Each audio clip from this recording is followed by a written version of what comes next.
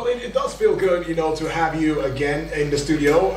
We would say that you are family now, Mr. Yusuf. Yes. Right, and Eagle family. Eagle family, that's right. So we soared together. But still talking about soaring together, just recently, to add to what is going on, I mean, in the economy and in the country, we have seen NASU and SANU as well threatening for a strike. I think it starts today. Starts today, right?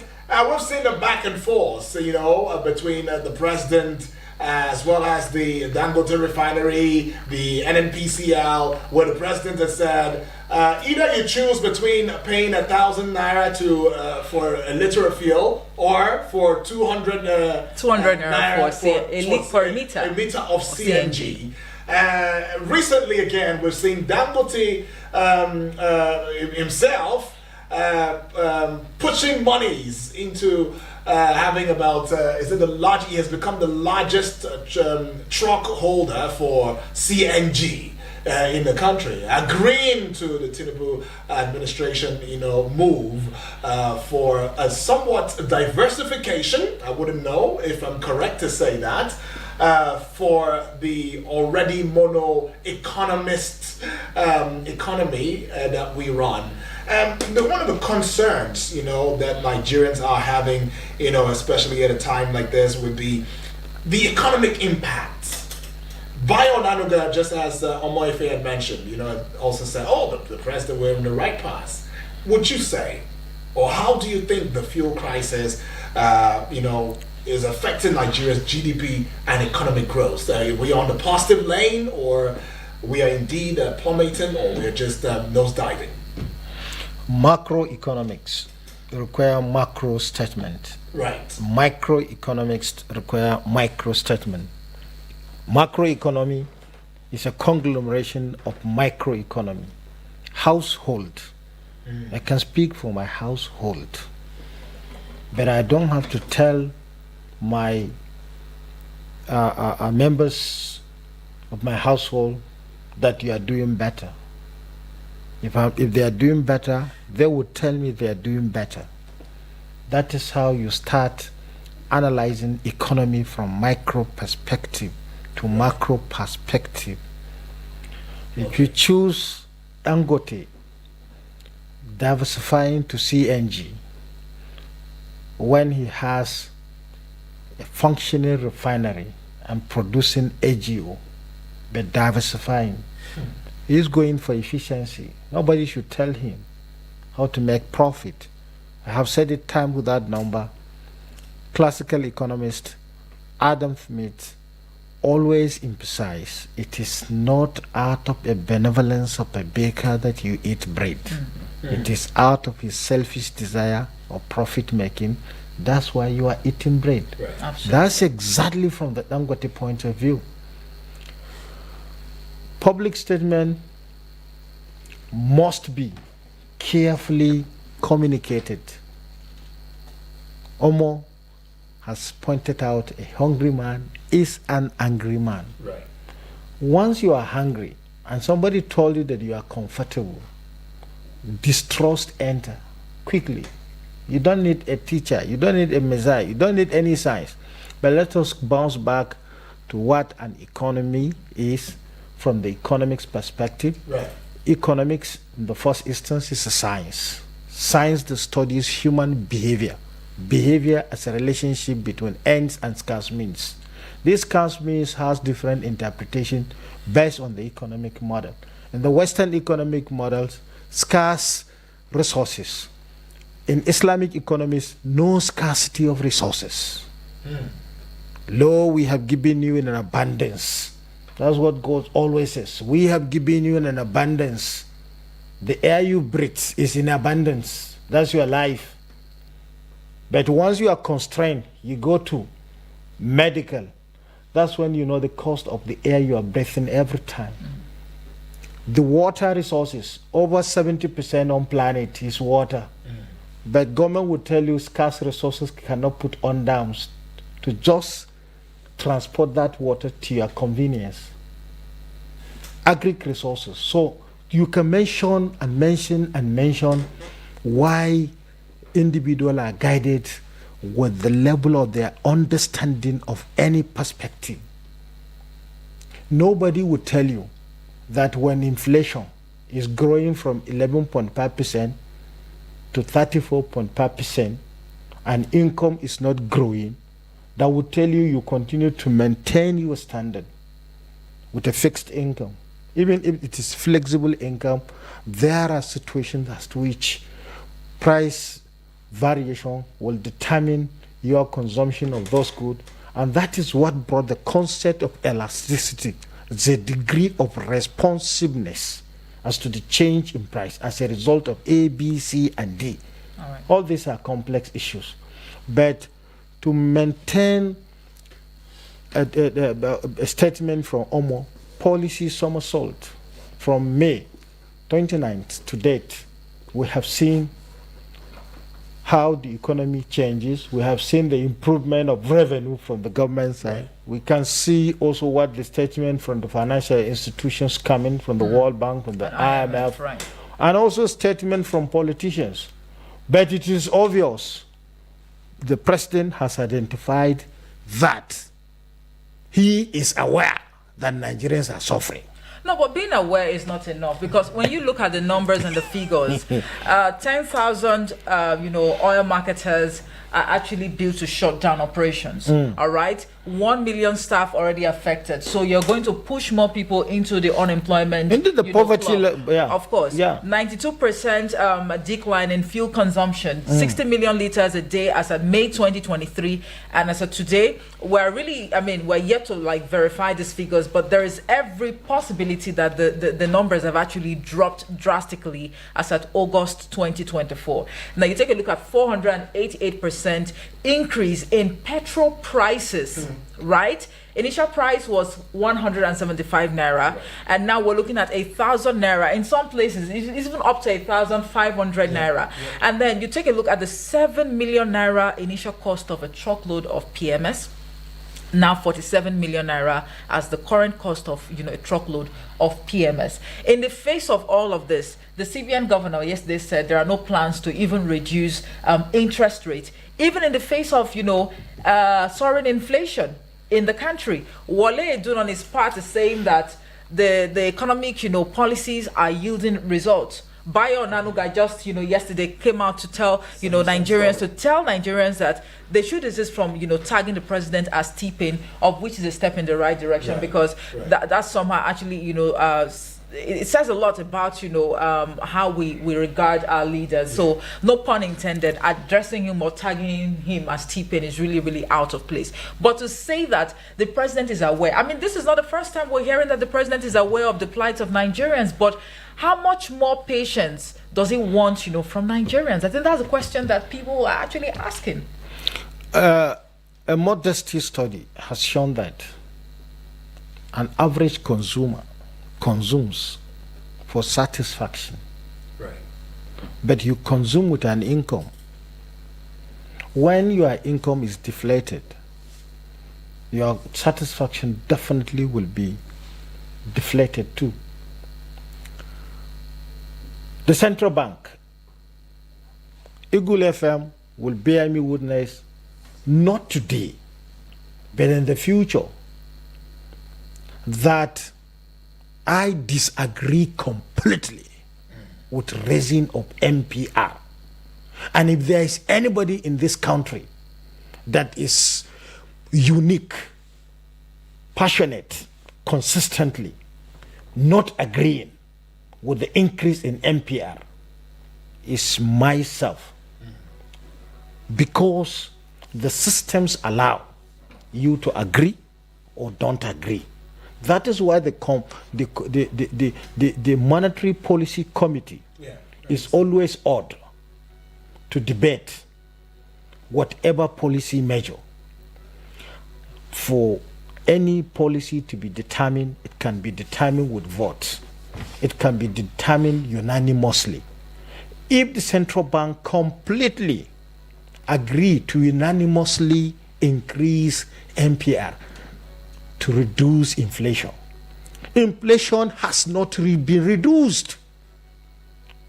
for over 24 months, then the measure, you cannot come and tell me that the measure is working. And the only guaranteed argument is the fact that they are making gains in dollar exchange. Right. All right. But unfortunately, what they fails to understand, there is what is called institutional success or institutional prosperity. But there is something bigger than that, collective prosperity. Absolutely. So in determining the success of any policy, you determine it with the successful operational modalities that has affected the lives of those whom you are to get to get the value for. Right. Let me be intrinsic in this. Okay. MPR, you increase. Investors has come with few dollars. These investors that are coming with few dollars, they are coming because the market is contestable. The market is contestable. It's no longer perfect. It is contestable because it is hit and run. Once they hit, they run. That is the behavior. So they're not staying. Yeah. But what you fail to understand, that you have to maintain employment in trying to curb inflation. That is why it is dual-edged sword. Well, I'm glad that you mentioned that. I mean, specifically, it doesn't seem as though it's just the oil companies that are oil marketers that are shutting down. We've seen businesses, private hospitals, small businesses down. for that. Now, what's the implication of that? The implication is that you are pushing people to be members of poverty club, and has been contained in a report of the World Bank. Right into January 2023, the Bureau of Statistics has established that over 133 million Nigerians, before the removal of subsidy, were facing multi-dimensional poverty. Then what transpired today, World Bank is now communicating to us that there are above 120 million 29 million Nigerians that have joined the club. So what is the result? What success are you making? If out of probably 200 million, based on conservative statistics, you have this number plunge into poverty and businesses are closing, and not only businesses are closing, consumption is declining. Now when consumption is declining, what the United Nations always emphasize, human capital development index, is where you have prosperity in education, prosperity in hospital, prosperity in small manufacturing. But all these things are targeting zero, and you are targeting 3.3 gross rate. How do you achieve 3.3 gross rate when the total monetary value of those who are putting on their sweat and effort is been declining by day? You know, whenever we review the front pages of the national dailies, a number of Nigerians that call in to share their thoughts, somehow they get to apportion blames, on the IMF and the World Bank. Would it really be intelligent to blame the IMF and the World Bank, for the economic, misfortunes that we are faced with at the moment? They had to be blamed. Omofe, in your family, if I become an advisor to your family and you are getting worse. And you discover that I'm the one that's advising your own the breadwinner. How do you look at me?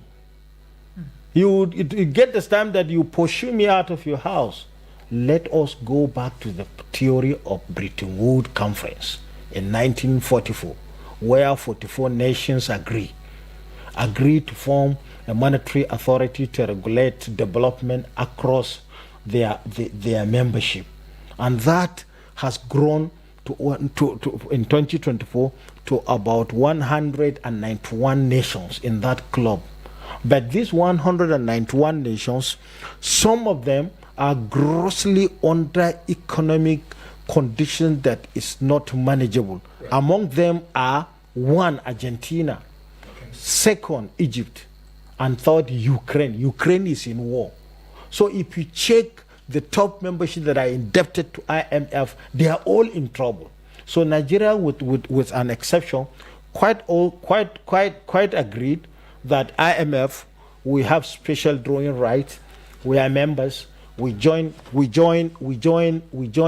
IMF immediately after independence on March 1961, and from then we can count many measures that were advised by this authority, which has instead of reducing poverty is increasing poverty. Of course, they may have certain financial target.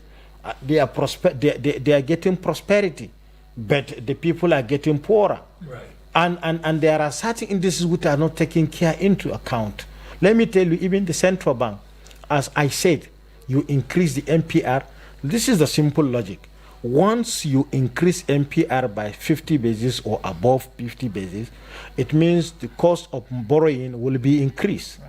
And the indebted companies who are owing large sums of money, they have to look from their pricing strategy to bring out that money. Then the cost of borrowing will come back to the cost to the consumers. Right. And that's what brings inflation. And that is why anything produced in Nigeria, from the paper that is used for our students in schools to powder milk that is being consumed to go to school, is increasing. So many children are now going without paper. Many children are going without powder milk. Many people are going without whatever that is produced, because the price keep on changing and the income refuses to change, and it cannot change. The only thing is to put a stop to that MPR.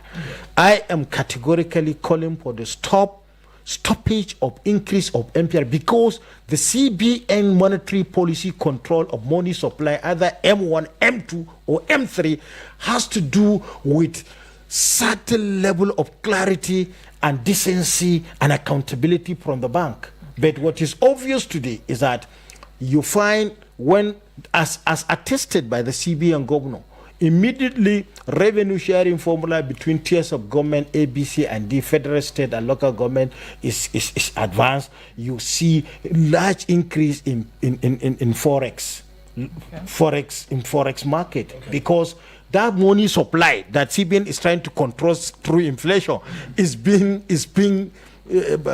hoovered by some individuals within the economy who are taking advantage of keeping these monies at home. So what is individuals? I mean, those who are taking the sharing formula and diverting it. Anybody that has digital radio that choose to be with Eagle FM is with Eagle FM. Right. Financial institutions are online. These monies can be traced by those who are giving, but that is the attestation by the central bank governor. Do you understand? And it is real. The second aspect is that we have seen situation where raising MPR to bring stability in forex, for naira to appreciate. Naira has been depreciating. Today is 1,700. So what is the effect of that policy adjustment? I was going to come there. But let's just put a breather to your thoughts. Open the phone lines now.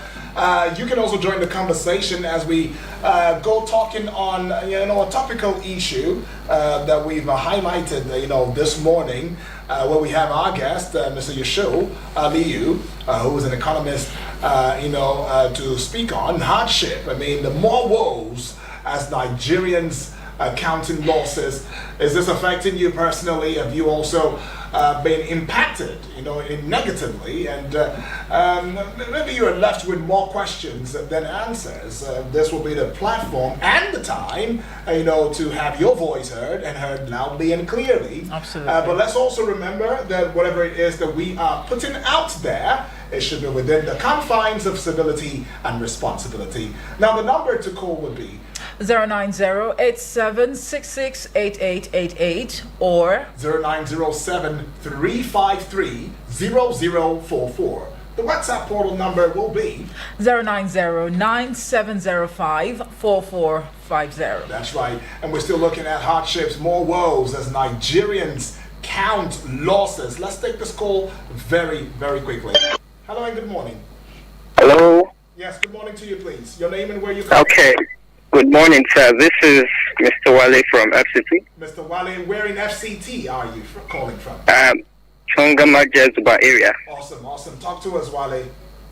Okay, I really appreciate the program on air this morning, and I really appreciate the honesty and transparency of the guest in the house. I think he really spoke the truth there. So many things are going on in Nigeria, and I'm wondering if it's compulsory that the government must follow, what is it called, IMF policies when they are not yielding results. I believe that there are other things to do. There are some positive things we can pick from IMF, and the ones that are not helping, then we should leave them.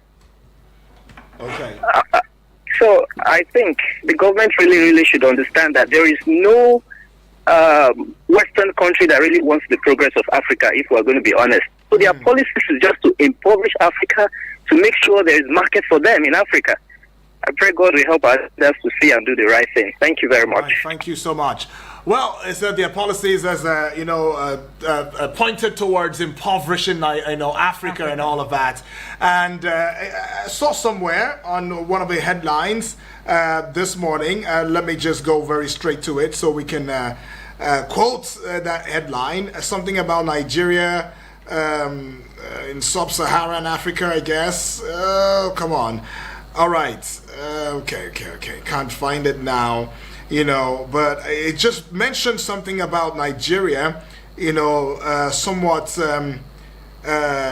suffering, or that came from the RMAFC, right? And yes, that in Africa, we are, part of those who really need help as it stands, in terms of the poverty rate, in terms of what we are going through and all of that.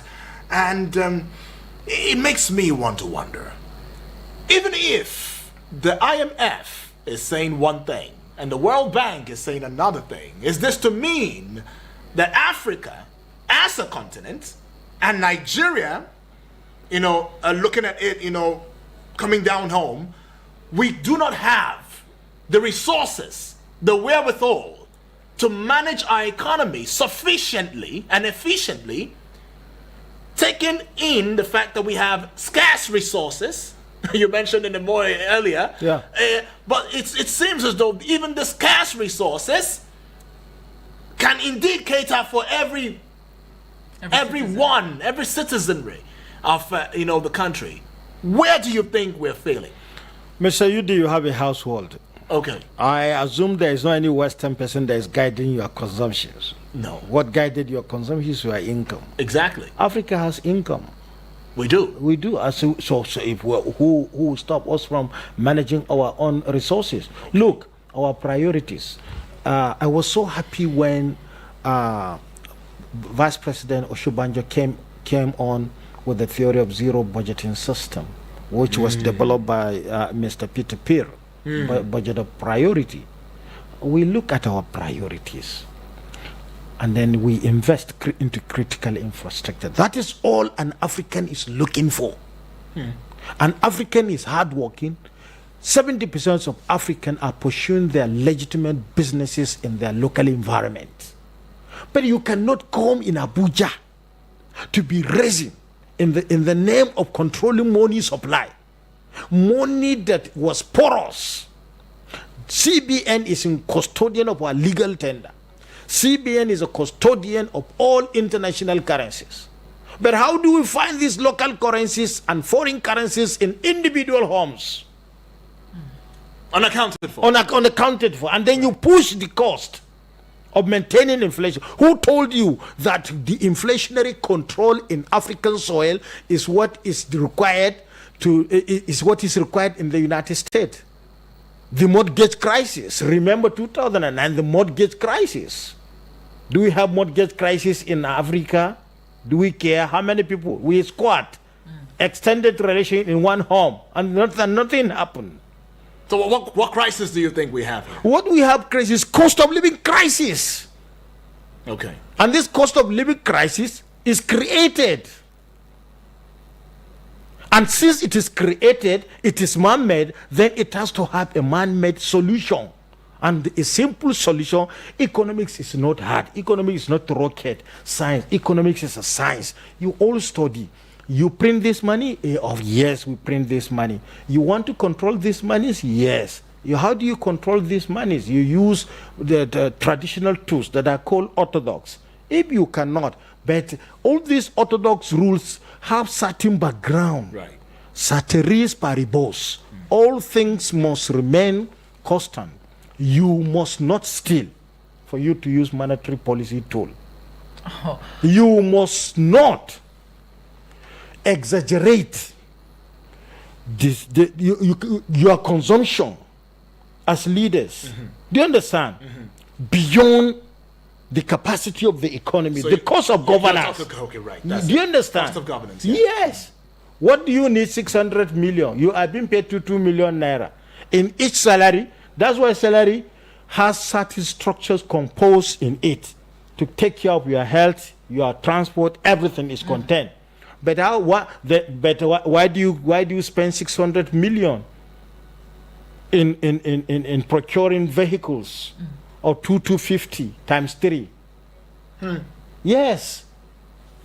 Well, your domestic servant are paid through your salaries. So much indeed to talk about, with a lot to take in. Just last week, we're made to understand that in a bid to reduce, the cost of governance, yeah. the president had actually directed that the convoys of, ministers and what have you be reduced, to 3. Yeah. But again, the question would be, what happens to, the other fleet of cars, that have already been purchased? Now, that's just, by the way. And somehow it looks like we're such a resilient people, because in the face of all of this, crisis, I'm not just, tracing or pegging this to the progression of events from May 29th last year. It has always been in our culture, right, as a people, to always, bounce back, no matter how tough the situation is. So somehow,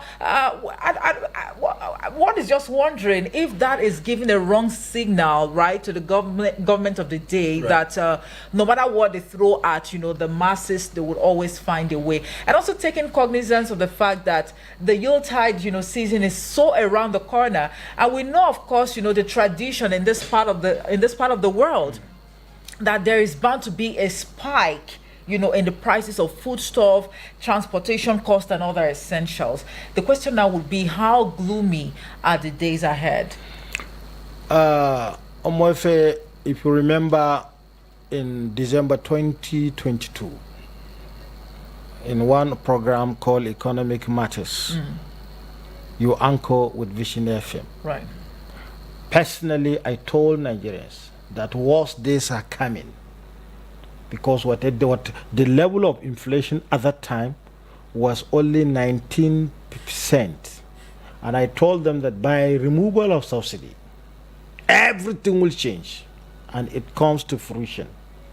It's not a doomsday prayer, but it's an economic forecast. And that is why I disagree. The first thing to be done, MPR, hold it. Because there is no way you make production in agric, and the agricultural component of inflation is higher than anything. And that is where the population relies on. People want to consume what we produce. People want to consume gari. Gari is 100% produced and processed. But why is the price going higher?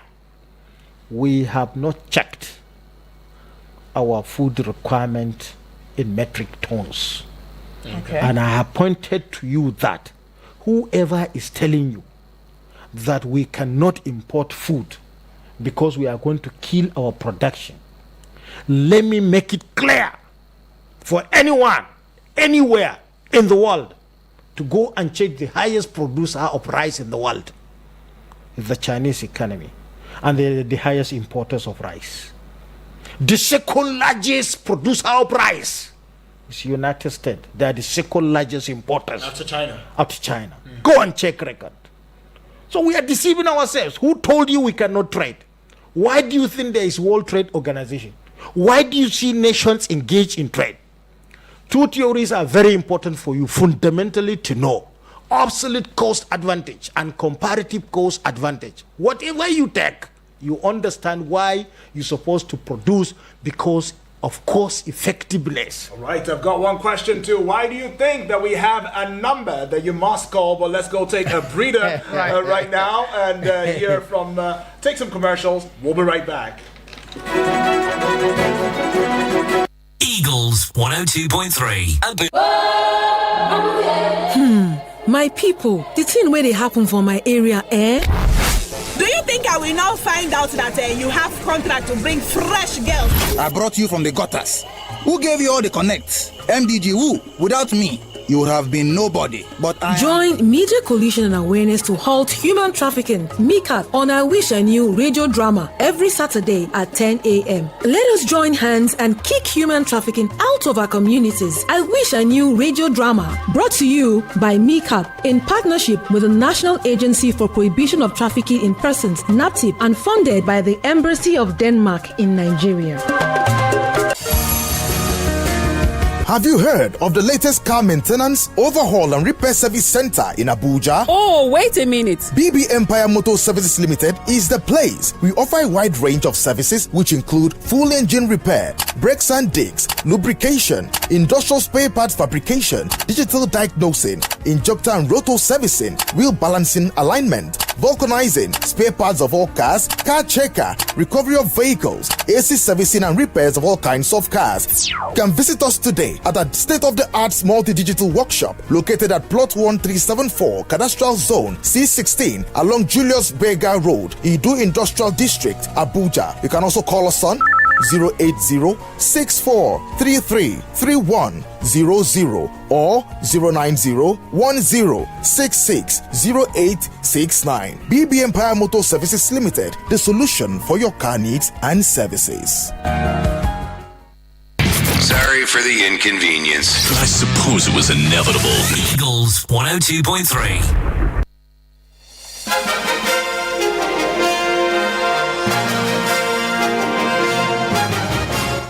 Right, it's still Eagles 102.3 FM Abuja, where we give you an audio-visual radio experience that you can count on any time, any day. And remember that, yes, you can also join the conversation across social media platforms, Facebook, YouTube, as well as every other social media platforms, as you know it, at Eagles FM Abuja. We still have our guest, Mr. Yasho Aliyu, and we're talking on hardship being the kicker, more woes as Nigerians count losses. You sent your messages and it's time for us to go take them. All right, we'll start with this one. Okay, this is more like an observation. Okay. This is from James, right? Right, yeah. James from Suleja, I guess. Exactly. Thank you so much for that observation. And then this one here says, good morning, Obong Uduak. Danny, okay, yes, thank you. And my sister Moefe, and your guest in the studio. The economic reforms of this government is a complete failure. It is not out of place to tell your citizens to sacrifice for the future, but such sacrifice must not starve your citizens to penury, poverty, and death. There are many other ways citizens can actually sacrifice, but such sacrifice must not touch ability to feed, ability to send your children to school, ability to afford basic health care, and even ability to go to work. Right. This is my understanding of sacrifice. What the economic team of this government has done is to run down the economy under the guise of repairing it. I agree totally with the brilliant submissions of your guest. He spoke the truth. Have a nice day. Have a nice Yusuf day. from Yusuf, Wuse okay. Awesome. And then, well, this one says, good morning, gentle UD. Good morning to you. This should be Eunice D'Antoni. All right, very right. true. Ibrahim from Abaji. And Omwa Efe. Right, thank you. It says long time. Well, anyways, I'm sure she puts a smile on her face now. So, welcoming the guest to the studio, I'm Eunice D'Antoni Ibrahim from Abaji. Honestly, Nigerians are already pushed into poverty. According to the NBS, already over 170 million are already pushed into poverty by the present government. I love the comments consumed with an income. Okay, consumer with an income, and Nigerians consuming based on the income. All right, some question there. The policy is taking Nigerians backwards. The profits of labor and pains inflicted on Nigerians is totally not going to be to the masses. We Nigerians are all in darkness. If we stick to a policy that costs pains to the masses, it will rapidly hinder the social growth. All right, Unisa, thank you for that one. all right, and then Samuel from Kuje says, greetings, my good and wonderful people in the studio. That's right, greetings. Nigerian leaders are doing surugede with the lives of Nigerian masses. They should know that Surugede is a dance of the spirit, and very soon jungle will mature and the music will change. Can someone tell the president and his team that things are going from bad to worse on a daily basis? Virtually nothing is working in this country. The masses are being choked to death. Are we really an independent nation? If we are, why is it that the IMF and the World Bank are the ones dictating how things should be done in this country? Have a great and wonderful day, Udian Omoife. Thank you so much, Samuel. Thank you, Samuel. From Kuje. Well, and then we see this one coming from Abbas. You are reporting from Duse. Says the problem we are facing is the NNPCL, the CBN, and our economic teams all confused. Governments can't take subsidy away and demand on importation. Nigerian oil marketers don't have the money to import products without subsidy, so let the NNPCL continue to bring in products for these marketers. It's not about World Bank policy, but those saddled with the responsibilities are not looking inward, right? This one here, good morning, UD, Efe, and our guest, economist in the house. This is James from Suleja. It is always refreshing listening to our guest, Mr. Aliyu. Right. In as much as we want to acknowledge the fact that these Western organizations should be held responsible for these policies they keep attaching as conditions to the loans we go to seek, the brunt of these blames should be solely at the feet of our leaders. In a country with humongous, pool of intellectuals and experts like our guest, our leaders will intentionally make mediocre appointments and surround themselves with sycophants who are not interested in the development of the average Nigerian. It's even more annoying when they attach suffering as an important part of progress and choose to focus on the pain and suffering. Right. James from Suleja there. Thanks for that message. Right. And we see this one. It says, good morning, Eagle FM crew. Okay, good morning to you too. My name is Honorable Edward from Apo. How many vehicles were attached to the minister before reducing it to 3? Some question. What I know is that 3 it was 3 vehicles, okay, 3 vehicles to each minister before reducing to 3 again. We are watching. All right, thanks. Well, I mean, that's what the conversation is, barely about. I mean, you could see ranging from the place of dishonesty or being somewhat small with the truth. You wouldn't want to come out there to telling Nigerians what exactly it is and all of that, to the place of where it is saying that, look, what if it's not about the international organizations? What about looking inwards? What about us? Maybe we are the ones who is mismanaging, some of these funds. I mean, recently again, we are told that Nigeria is about to also look at more taxation, right? So that we can indeed gain the love of the IMF for another $750 million loan. More taxation. Ibn Khaldun, a Tunisian, right, a sociologist, an economic thinker, provided a simple analogy to understand what a tax rate is, what a tax base is, and how it should be applied. Right. It has been used by the United States of America. What he says in his taxation theories, at the beginning of a dynasty, small tax assessment take the dynasty to the peak level. Small taxes. Wow. At the end of dynasty, when dynasty is to go down, high taxes will bring everything down. We'll start from consumption to production and then to revenue itself. And that's exactly what is transpiring.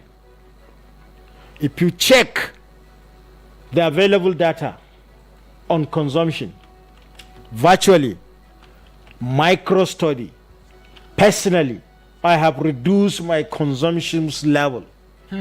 Yes, for using over 100 liters weekly, 20 liters on average daily basis. Now I am used to only 30. Consumption of PMS declined from my own angle. And that's also applied to many, including those who have dissociated the consumption in general. But all this has multiplier. And if you don't understand what this economy required, is simple. We get into this level by doing 2 things at the same time. You cannot remove subsidy and then ask Naira to float, while you are still importing. I used to give this small scenario. Even in the rainy season, there is a time to plant cassava. There is a time to plant ugu. There is a time to plant whatever. So God or nature is telling us whatever policy we are trying to put on ground, we should check the weather condition, the atmospheric condition, the situation on ground before putting it.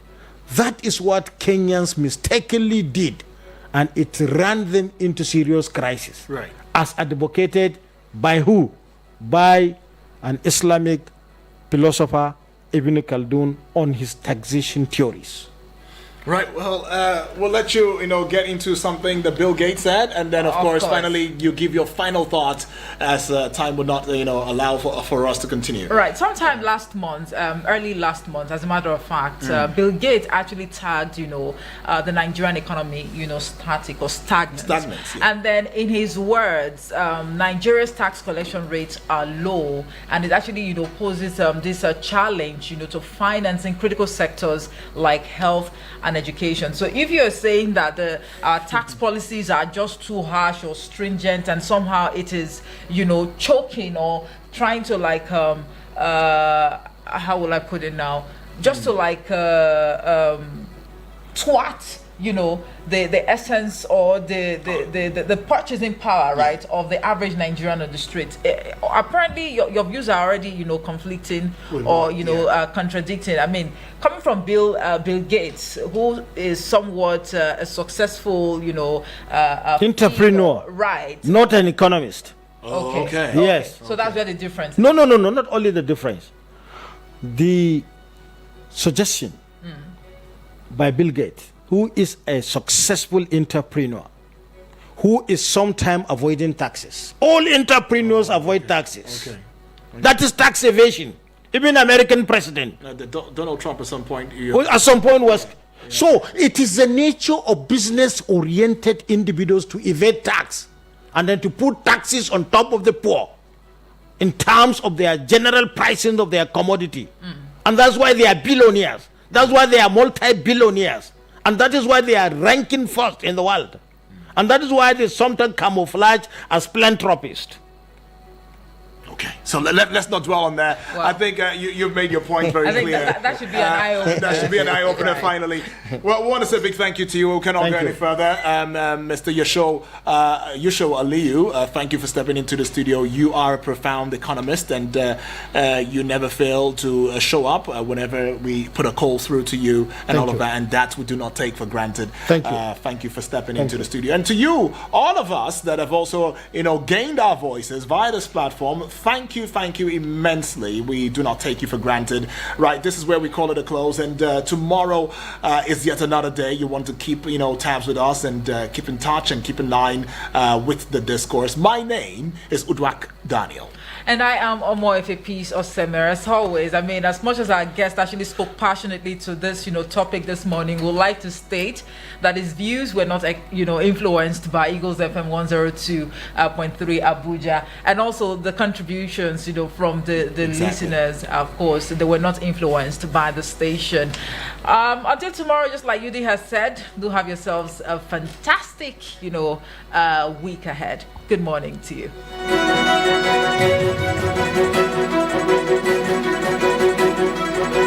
Eagles 102.3.